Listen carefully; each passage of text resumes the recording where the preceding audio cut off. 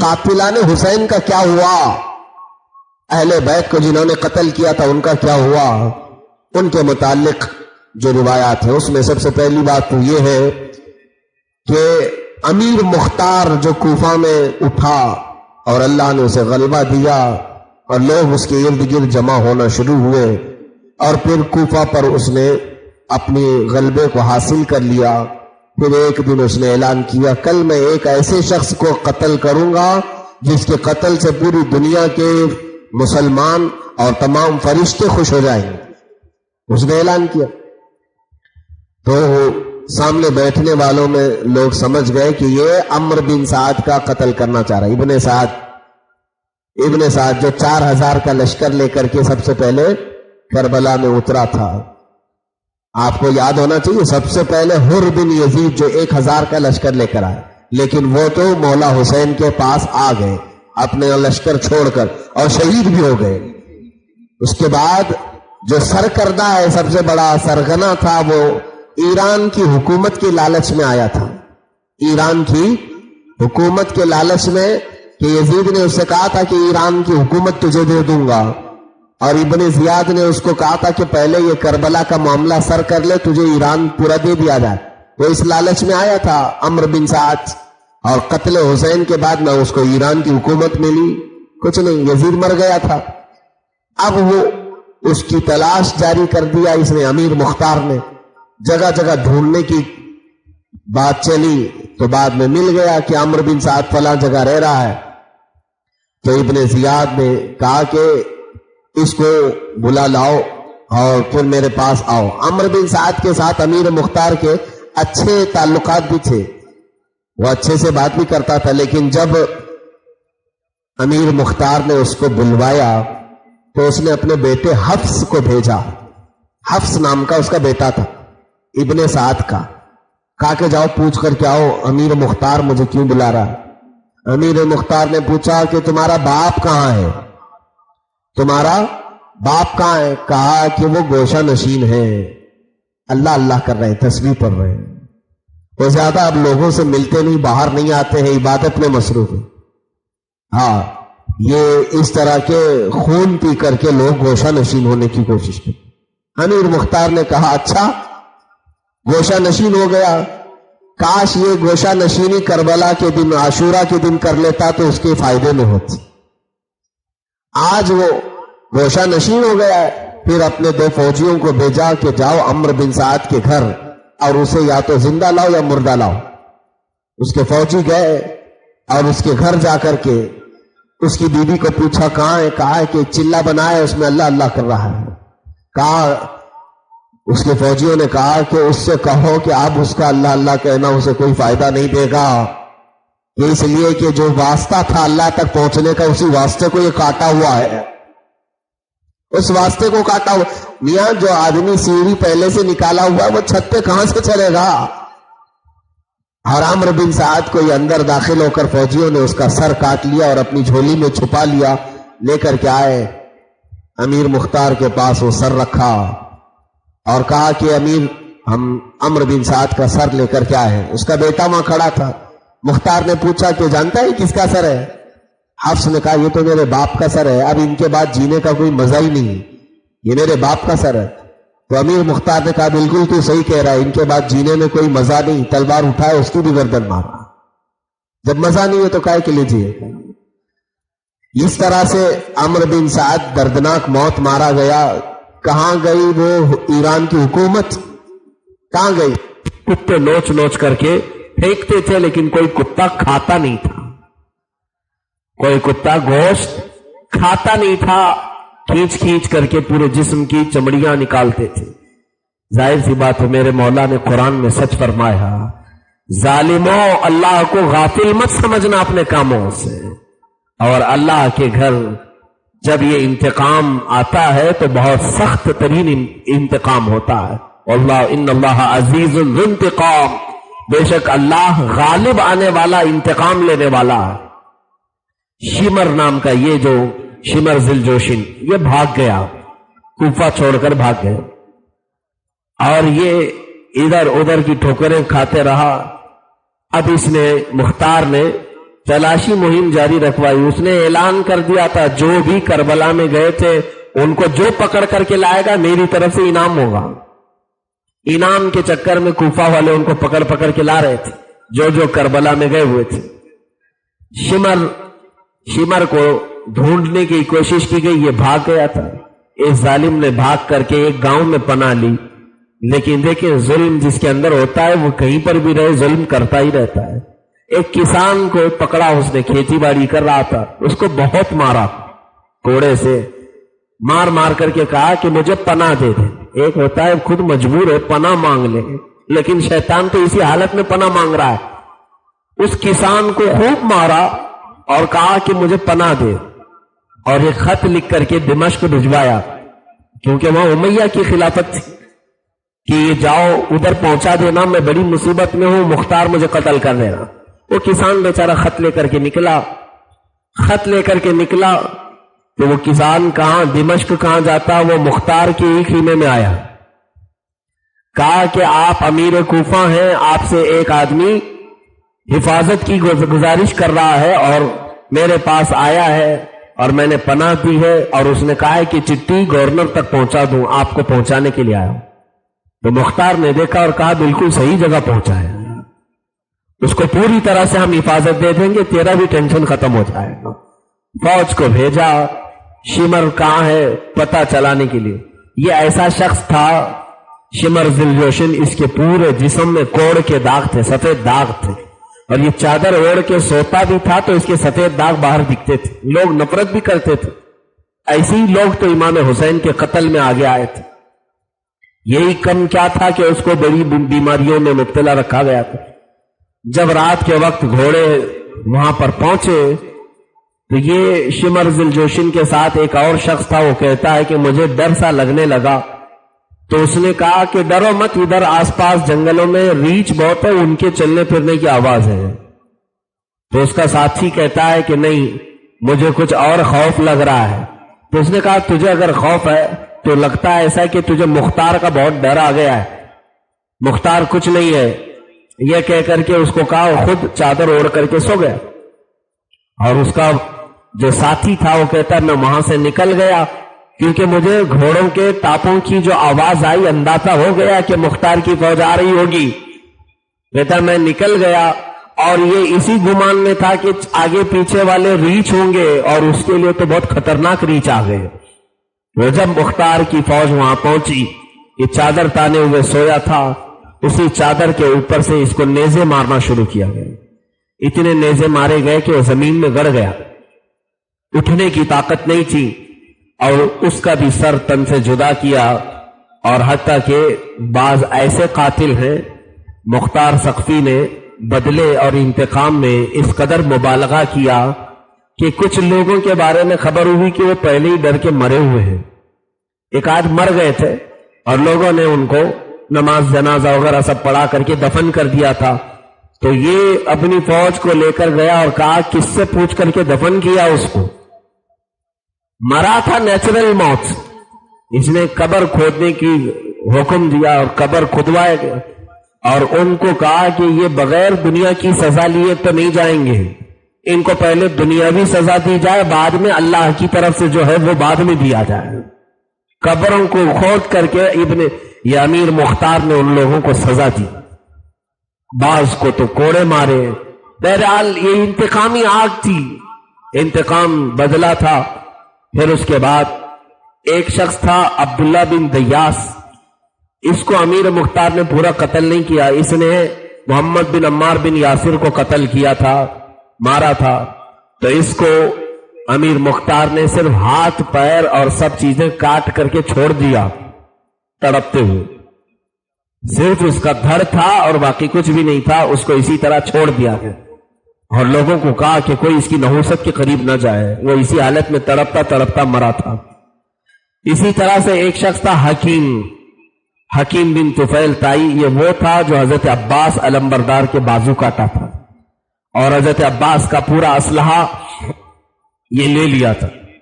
اس کو جب خبر ہوئی کہ امیر مختار ہر ایک کو چن چن کے مار رہا ہے, تو اس نے ایک صحابی حضرت عدی بن حاتم کو اپنا سفارشی بنایا. وہ بہت جلیل القدر بزرگ تھے اور ان کو اس نے سفارشی بنایا. مختار ان کی ہر بات سنتا تھا. حضرت عدی بن حاتم گئے مختار کے پاس, کہا کہ حکیم جو ہے یہ مجھے سفارشی بنایا ہے. تو مختار نے کہا کہ حضور کیا آپ قاتلان حسین کی بھی سفارش کرنے لگ گئے؟ آپ صحابی ہیں؟ تو انہوں نے کہا نہیں, مجھے یہ خبر ملی ہے کہ اس پر جھوٹا الزام ہے, اس پر جھوٹا الزام. صحابی رسول کو غلط خبر دے کر کے اس نے ایسا بتایا ہوگا. بہرحال امیر مختار کی فوج نے حکیم کو گرفتار کر لیا. ابھی یہ بات چیت ان کی وہاں چل رہی تھی. حضرت عدی بن حاتم سفارش کے لیے گئے ہوئے گورنر ہاؤس میں. کوئی قاصد آ کر کے فوجیوں کو بتا دیا کہ حضرت عدی بن حاتم نے اس کی سفارش کی اور مختار نے مان لیا. کہا کہ حضور آپ نے سفارش کی, میں اس کو چھوڑ دوں گا. حکیم کو جو عباس علمبردار کے بازو کاٹا تھا اس کے اوپر الزام ہے. بہرحال آپ کہہ رہے ہیں کہ جھوٹا الزام ہے, میں چھوڑ دوں گا آپ کی سفارش پر. تو ایک قاصد گیا اور فوجیوں کو کہا, جو حکیم کو گرفتار کر کے لا رہے تھے, فوجیوں سے کہا کہ یہ چالاک آدمی بچ کر نکل جائے گا. اس نے صحابی رسول کو اپنا سفارشی بنایا. انہوں نے سفارش کی اور امیر مختار مان بھی لیا ہے. تو فوجیوں نے کہا جو گرفتار کر کے لے جا رہے تھے, اب تک تو ہمیں امیر مختار نے اس کو گرفتار کرنے کا حکم دیا تھا, ہم امیر کے حکم کے پابند ہیں. زندہ لاؤ یا مردہ لاؤ, ہم کو امیر مختار نے حکم دیا اور ہم امیر کے پابند ہیں. اب پہنچنے کے بعد دوسرا آرڈر جو بھی ہوگا وہ دیکھیں گے. پہنچنے کے بعد دوسرا آرڈر, اس سے پہلے کہ پہنچے اس کا کام یہی تمام کروں. فوجیوں نے خود اس کو کاٹ دیا اور اس کے بعد سر لے کر کے پہنچے. حضرت عدی بن حاتم بھی وہاں تھے. کہا یہ کیا کر دیا تم لوگوں نے؟ کہا کہ حضور کیا بات ہے؟ کہا میں نے سفارش کر کے اس کو آزاد کروایا تھا. فوجیوں نے کہا ہم کو امیر مختار نے حکم دیا تھا کہ زندہ پکڑ لاؤ یا مردہ پکڑ لاؤ, تو ہم نے مردہ لانا بہتر سمجھا. وہ بھی بری ہو گئے, وہ بھی بری ہو گئے, دونوں بھی. بہرحال قاتلان حسین کا برا انجام ہوا, بہت برا انجام ہوا. حتیٰ کہ تقریباً 7,000 لوگوں کو تو امیر مختار نے مارا, 7,000. باقی کے متعلق اب جو بڑا ظالم اس میں تھا وہ ابن زیاد, عبید اللہ بن زیاد, جو کوفہ کا گورنر تھا. ہوا یہ کہ کوفہ چھوڑ کر کے موصل چلا گیا تھا. اس کو یہاں کی گورنری سے ہٹا دیا گیا, ہو گئے ختم. امیر مختار یہاں کا غلبہ حاصل کیا ہوا تھا. مختار نے اعلان کیا کہ میں موصل پر چڑھائی کروں گا اور ابن زیاد کو جب تک میں نہیں حاصل کروں مجھے سکون نہیں ہوگا. یہ اپنی فوج لے کر کے نکلا. ابن زیاد بھی 30,000 کی فوج لے کر آیا مختار کے مقابل. وہ بھی دریائے فرات کے قریب لڑائی ہوئی, مختار کی فوج اور ابن زیاد کی فوج. غالباً جمعہ کا دن تھا, تاریخ میں یہی لکھا ہوا ہے. جمعہ کا دن تھا اور یوم عاشورہ تھا, 10 محرم الحرام. دریائے فرات کے قریب موصل کے پاس جنگ ہو رہی. اللہ عز و جل نے دوپہر کے بعد اس فوج کو امیر مختار کی, جس میں ابراہیم مالک اشتر جو ہے سپہ سالار تھے, ان کو ایسا غلبہ عطا کیا کہ اس کی فوج, عبید اللہ بن زیاد کی فوج, سب اسے چھوڑ کر بھاگ گئی, میدان چھوڑ کر بھاگ گئی. بچا کوئی نہیں تھا. اب یہ منہ چھپاتا ہوا ادھر ادھر گھوم رہا تھا, پھر رہا تھا. یہ دوڑتا ہوا, وہی میں نے کل واقعہ بتایا تھا, ایک خیمے میں جا کر چھپنے کی کوشش کیا, پانی پانی کہہ رہا تھا. وہ خیمہ کسی اور کا نہیں, امام زین العابدین کا تھا. انہوں نے 3 کھٹوریاں اسے پانی پلایا. اس کے بعد جب تک تو امیر مختار کی فوج پیچھے سے آئی اور عبید اللہ ابن زیاد کو گرفتار کر لیا. گرفتار کر کے اس کو رسیوں سے باندھ کر کے لایا گیا, رسیوں سے باندھ کر کوفہ لایا گیا, اور کوفہ لا کر کے سارے کوفہ والوں کو جمع کیا گیا اور اس کو سولی پر چڑھایا گیا. اور اس کا جب سر الگ ہوا, اللہ اکبر, ایک ایسی دہشت تھی کوفہ والوں. اس کے 3 ساتھی اور بھی قتل ہوئے تھے. کوفہ کے گورنر ہاؤس میں عبرت کے لیے وہ سر وہی لٹکایا گیا جہاں ابن زیاد نے حضرت ہانی بن عروہ اور امام مسلم بن عقیل کا سر لٹکایا تھا. اور پھر مختار سختی نے وہ سر کو سامنے رکھا جہاں امام حسین کا سر کربلا سے واپس آ کر کے اس کے گورنر ہاؤس میں رکھا گیا تھا. تو کوفہ کے اب امیر مختار نے چھڑی لی اور اس کو سر کو مارنا شروع کیا اور کہا مختار یاد ہے وہ دن، اے کوفہ والو دیکھو. یہ سن 66 ہجری تھی، تقریباً 6 سال ہوئے تھے امام حسین کی شہادت کو. لوگوں سے کہا ہے کوفہ والو دیکھو بہو تاریخ بھی وہی ہے، عاشورہ ہے، اور دن بھی وہی آیا ہے، جمعہ ہے، بس سن بدلی ہے. اور اس جگہ پر ایک وقت اس نے سر امام کو لایا تھا اور آج ابن زیاد کا سر ہے. لیکن اے کوفہ والو فرق کیا ہے اس سر میں اور اس سر میں؟ اتنا وہ کہہ رہا تھا ابھی کہ دونوں کا سر یہاں پر رکھا گیا، امام حسین کا سر بھی اور ابن زیاد کا سر. سر امام کو جو لوگ دیکھے تھے کوفہ میں وہ اس خوشبو کو 6 سال بعد بھی محسوس کر رہے تھے. لیکن آج ابن زیاد کا سر وہاں رکھا گیا تھا. اللہ اکبر. اچانک یہ تقریر چل رہی تھی مختار سقفی کی، اچانک اس تخت پر ایک خوفناک اژدھا ظاہر ہوا، سانپ ظاہر ہوا اور سارے ڈر کر کے پیچھے ہٹ گئے. وہ اتنا خطرناک کالا سانپ تھا کہ زبان باہر نکالتا تھا تو آگ کی چنگاری نکلتی تھی. وہ سانپ گھومتا رہا ان تینوں سروں کے پاس، 3 سروں کے پاس گھومتے گھومتے عبید اللہ بن زیاد کی ناک میں گھس گیا. وہ سانپ پورا ناک کو پھاڑ کر کے اندر داخل ہوا اور اندر جاتے جاتے اتنا کہ ابھی اس کی پونچھ باہر ہے کہ وہ پھر منہ سے باہر نکلا. منہ سے باہر نکلا، کسی کی ہمت نہیں ہو رہی تھی کہ اس سر کو ہاتھ لگائے. اور جیسے ہی وہ سانپ باہر نکلا پورے گورنر ہاؤس میں اتنی سخت بدبو پھیلی کہ لوگ اگر وہاں کھڑے ہوتے تو بے ہوش ہو جاتے بدبو سے. سب کے سب نکل گئے. کوفہ کی تاریخ میں بتایا گیا ایسی عبرت ناک لاش ہم نے کسی کی نہیں دیکھی جیسے عبید اللہ بن زیاد کی لاش کو دیکھا. اور اس کے بعد شام کو یہ سانپ غائب ہوا تو مختار سقفی نے وہ سر اٹھایا اور دفن کرنے کا حکم دیا. میرا یقین یہ کہتا ہے کہ 14 صدیاں بیت گئی ہوں گی، اگر آج بھی مٹی کھود کر دیکھا جائے تو وہ سانپ اب بھی مسلط ہوگا، کیونکہ قاتلان حسین کا انجام برا اچھا نہیں ہوا. روایت میں ہے کہ مختار سقفی اس نے 60,000 لوگوں کو انتقامی اعتبار سے قتل کیا اور 22,000 لوگ تھے نا کوفہ میں، مکہ کربلا میں جو گئے تھے 22. باقی سب کے متعلق یہ کہا گیا ہے کہ طرح طرح کے عذابات میں مبتلا ہوئے. کئی لوگ جو گئے تھے جو قتل نہیں ہوئے وہ اپنے گھروں میں، کتنے تو ایسے کہ اندھے ہوئے اور ان کے آنکھوں میں ایسی جلن ہوتی تھی کہ رات بھر تڑپتے تھے.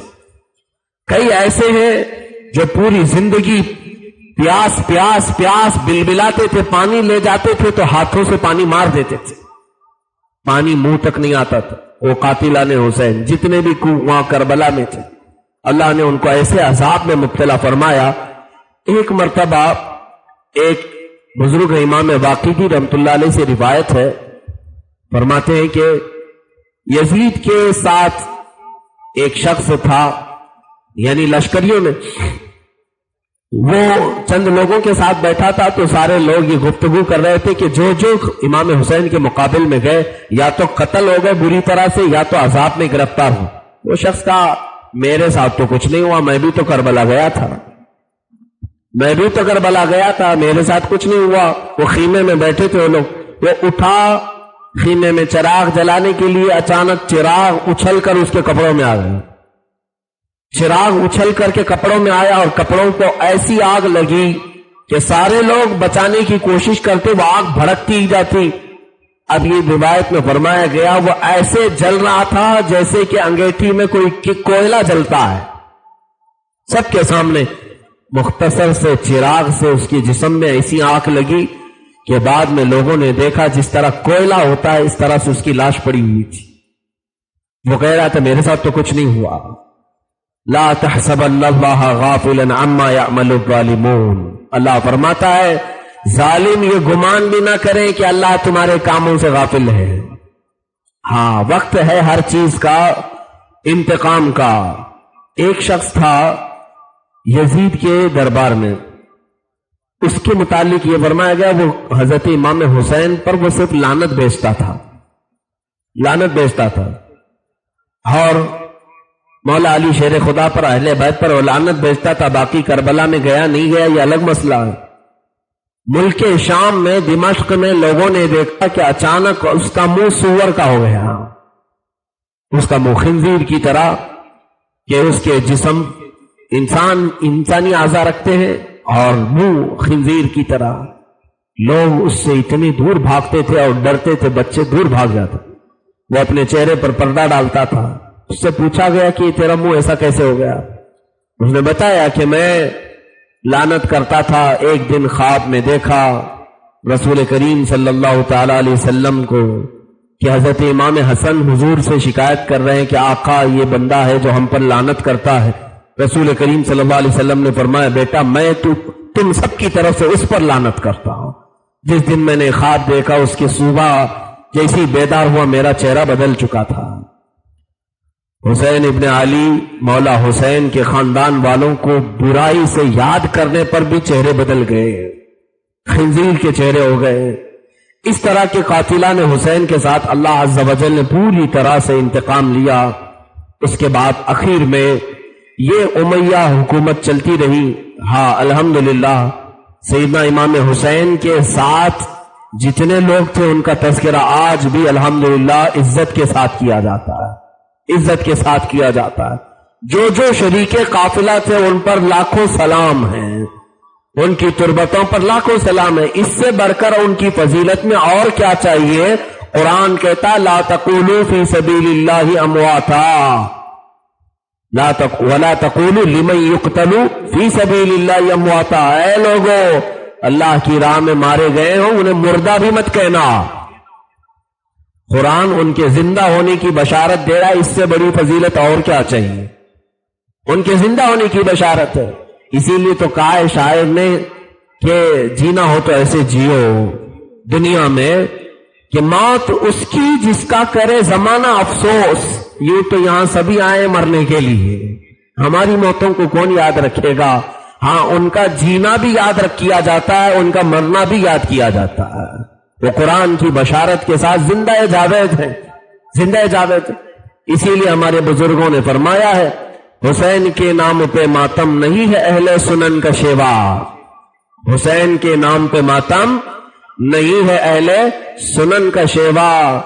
قرآن اعلان کر رہا ہے شہید مرتے نہیں ہے نظمی، قرآن اعلان کر رہا ہے جب شہید ہیں وہ اور مرتے نہیں ہیں تو زندہ لوگوں کا ماتم کیوں کیا جائے، زندوں کا غم کیوں منایا جائے؟ ہاں البتہ ان کے ساتھ ہونے والے معاملات کا ہمیں غم ضرور ہے، لیکن ہم ان میں سے کسی کو مردہ نہیں تصور کرتے۔ قرآن کہہ رہا ہے ان کو زندہ تصور کرو۔ یہ اور بات ہے کہ ان کی زندگی کا شعور تمہیں نہیں۔ دوسری آیت میں تو یوں فرمایا رب تعالیٰ نے عند ربہم یرزقون، عند ربہم یرزقون، اے لوگوں وہ اپنے رب کے پاس سے انہیں رزق بھی دیا جا رہا ہے۔ یہاں زندوں کو رزق کی حاجت ہے، جگہ جگہ محنت مزدوری کر کے بھی وہ چیزیں نہیں مل رہی، اور وہ سو گئے، صدیوں سے سوئے، مولا فرما رہا ہے ان کو رزق دیا جا رہا ہے۔ تفسیر میں بزرگان دین نے فرمایا مولا انہیں اتنا رزق دیتا ہے، اتنا رزق دیتا ہے جو ان کے آس پاس جاتے ہیں وہ اپنا رزق انہیں بھی کھلا دیتے ہیں۔ ظاہر سی بات ہے افطاری جب زیادہ آتی ہے تو ہم کیا کرتے ہیں؟ ہمیں جتنا پیٹ بھرنا ہے کھا لیا اور باقی سب بچوں کو دیا، قریب جو ہیں ان کو دیا، سب کو دیتے ہیں۔ یہ ہماری عادت ہے۔ تو وہ جود و سخاوت کے بادشاہ جن کو مولا رزق دے رہا ہو ان کی خبروں میں مجھے تو امید ہے کہ قریب جانے والے تو پاتے ہی ہیں، جو دور سے نام لیتے ہیں مولا انہیں بھی کھلاتے ہیں۔ الحمدللہ ہم صدقہ حسین کا کھاتے ہیں اور اس میں ہمیں کوئی شرم و حیا کی بھی بات نہیں، اس لیے کہ وہ سخاوت والا گھرانہ ہے جہاں ہمیشہ سے نوازا جاتا رہا ہے۔ بہرحال کربلا کے بعد کی یہی معاملات رہے تقریباً 40-50 سال تک۔ پھر امیہ خاندان میں سے ہی بعض خلفاء آئے، عبد الملک بن مروان آیا، سلیمان بن عبد الملک آیا اور کئی بادشاہ آئے۔ ان کو خلیفہ نہیں کہا گیا ہے، لفظی اعتبار سے خلیفہ ہم کہتے ہیں، لیکن اصل جو خلیفہ ہیں وہ سیدنا ابو بکر صدیق ہیں، حضرت عمر فاروق ہیں، حضرت عثمان ہیں، حضرت علی رضی اللہ تعالیٰ، امام حسن مجتبی ہیں۔ باقی سب بادشاہ کہلا ہے، بادشاہ ہے، جن میں دنیاوی رنگت آ گئی، دنیا کے معاملات آ گئے۔ تو امیہ خاندان کی خلافت چلی، اور اس کے بعد 105 ہجری یا 110 ہجری کے بعد عباسی حکومت آئی۔ یہ عباسی حکومت بنو عباس، یہ حضرت عباس رضی اللہ تعالیٰ عنہ کے خاندان میں سے جو لوگ خلیفہ بنے، حکمران بنے، ان کی حکومت کو عباسی حکومت کہا جاتا ہے۔ عباسی حکومت کے سب سے مشہور خلیفہ کا نام ہارون رشید، آپ نے سنا ہوگا نام، ہارون رشید کا نام تو اکثر لوگوں نے سنا ہے۔ یہ عباسی خاندان کے حکمران تھے، عباسی خاندان کے خلیفہ بنے بغداد میں۔ تو یہ اس طرح سے اسلام پھلتا رہا، پھولتا رہا۔ اس کے بعد پھر کوئی ایسی یعنی بڑی آفت اسلام پر نہیں آئی کہ جس کی وجہ سے اتنا بڑا خسارہ ہوا ہو۔ میں سمجھتا ہوں میرے آقا صلی اللہ علیہ وسلم کی وفات کے بعد، میرے آقا کی وفات کے بعد قیامت تک اگر سب سے بڑا سانحہ، سب سے بڑا حادثہ، سب سے بڑی قیمتی چیز دنیا نے کوئی کھوئی ہے تو وہ حسین اعظم کی ذات ہے۔ سب سے بڑی چیز، اتنی بڑی ذات کو کھویا ہے کہ دنیا رہتی دنیا تک اس کا غم ہوگا۔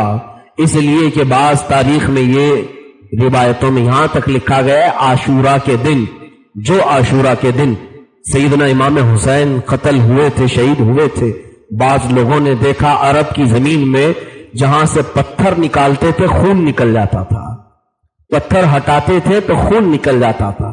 لوگوں میں یہ تشویش ہو گئی کہ یہ کیا ماجرا ہے، کیا معاملات ہیں، اور سنا کہ کئی پرندے اس وقت نہ اڑتے تھے، نہ دانا چکتے تھے، نہ پانی پیتے تھے۔ بعض روایات یہ بتاتی تو اس وقت بزرگوں نے فرمایا کہ حسین کی وفات کا غم میرے عزیزوں صرف امت مصطفیٰ ہی نہیں کر رہی ہے، رسول کریم صلی اللہ تعالی علیہ وسلم کی امت کے مسلمان افراد ہی نہیں، بلکہ کائنات کا ہر ذرہ غم حسین میں مبتلا تھا۔ حسین اعظم کے غم میں پتھروں سے بھی اس طرح کے خون کے نکلنے کے واقعات کربلا۔ اور ایک بات میں بتا دوں، کربلا کے واقعات ماتم کرنے کے لیے نہیں سنائے جاتے، ہاں صرف اور صرف واویلا مچانے کے لیے نہیں، غم اپنی جگہ پر۔ میرے عزیزوں، ہم سے زیادہ غم کون کرے گا؟ مولا حسین کا، اس لیے کہ ہم اہل سنت و جماعت ہیں، ہم سردار نوجوانان جنت کے سردار سیدنا امام علی مقام کی شہادت کا کیا غم نہیں کرتے؟ غم ضرور کرتے ہیں، لیکن آج واقعات کربلا کو سننے والے اور بولنے والے دونوں کے لیے میں آج ایک بات بتا دوں، صرف اور صرف رونے دھونے کے لیے واقعات نہیں بیان کیے جاتے، بلکہ ہر بزدل کو جوان شیر بنانے کے لیے واقعات کربلا سنائے جاتے۔